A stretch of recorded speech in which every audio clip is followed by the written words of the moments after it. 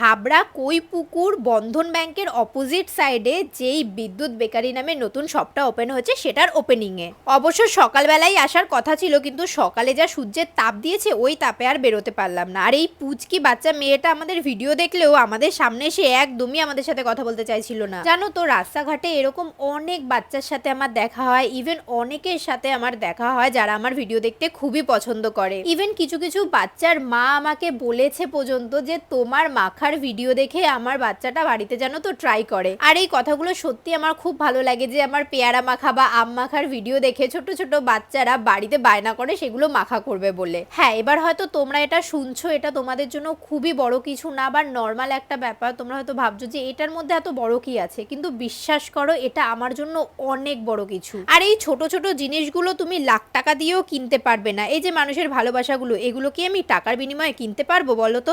even তোমরা যে আমাকে